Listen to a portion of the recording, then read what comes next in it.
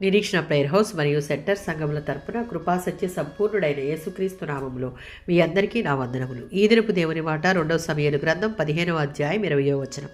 కృపాసత్యములు నీకు తోడుగా ఉండునుగాక. 2 సమూయేలు గ్రంథం 15వ అధ్యాయం 14-20 వచనాలలో తన సొంత కుమారుడు తనను చంపి సింహాసనాన్ని పొందాలని చేసినటువంటి ప్రయత్నం వలన అతని నుండి దావీదు పారిపోవలసి వచ్చింది. దావీదు తన పాపాన్ని జ్ఞాపకం చేసుకుని ఈ పరిస్థితి దేవుడిచ్చిన శిక్షలో భాగమని గుర్తించాడు.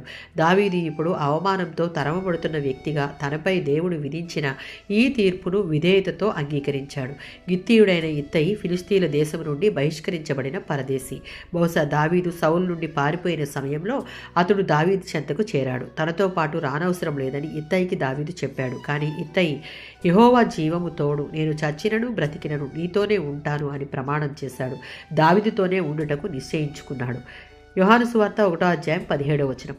పాత నిబంధన ధర్మశాస్త్రాన్ని అనుసరించిన వారిలో కొందరికి కొంత కృప, పాప క్షమాపణ వాగ్దానం లభించాయి. ఇప్పుడైతే క్రీస్తు ద్వారా కృప, సత్యం సంపూర్ణంగా లభిస్తున్నాయి.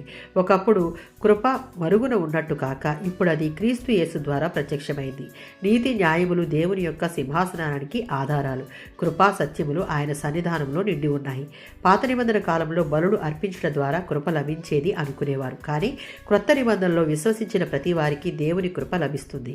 క్రీస్తునందు స్థిరమైన విశ్వాసం ఉంచిన వారికి ఆ కృప శక్తిగాను, దైవ సన్నిధిగాను, దీవెనలుగాను వెల్లడవుతుంది. యేసుక్రీస్తు దేవుడని నమ్మి క్రీస్తును మన జీవితంలోనికి ఆహ్వానించి అన్ని విషయాలలో దేవునికి సంపూర్ణ విధేయత చూపించి లోబడి జీవిస్తూ ఆయన మనలోనికి ప్రవేశించి ఆయన స్వభావంలోనికి మనలను మార్చినప్పుడు సత్యమందు మనలను మనం ప్రతిష్ఠించుకుని జీవించగలం. దేవుడిచ్చే కృపను అనుభవించగలం. ఆమేన్.